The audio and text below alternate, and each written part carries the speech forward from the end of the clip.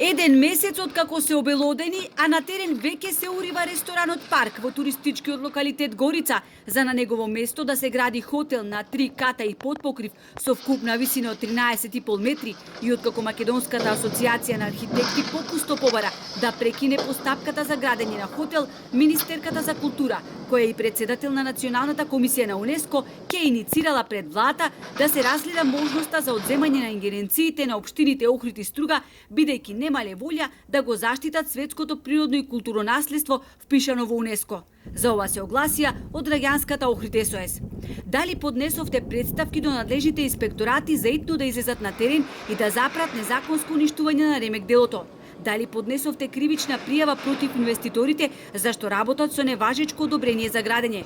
Дали поднесовте кривична пријава против градоначалникот на општина Охрид зашто не го поништил одобрението за градење, кога инвеститорите за цели 9 месеци го пробиле рокот за почеток на градежни работи? Ја прашуваат Стефовска од граѓанската иницијатива Охрид СОС, кои изминатиот период се обидуваат да го свртат вниманието на надлежните.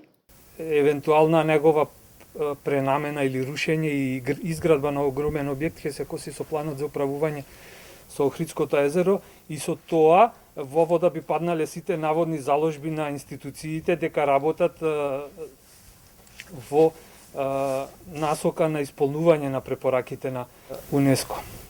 Како јас да го поништам правосилно одобрение за градба? Планот за управување не може да го спроведуваме ретроградно на завршени постапки и издадени одобренија.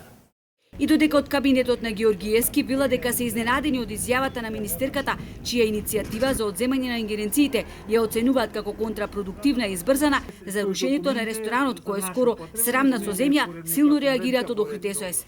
Талибанците победија, институции закоравени во корупција, неспособна државна, неписмена локална власт, уништи автентично архитектонско дело на 20 век.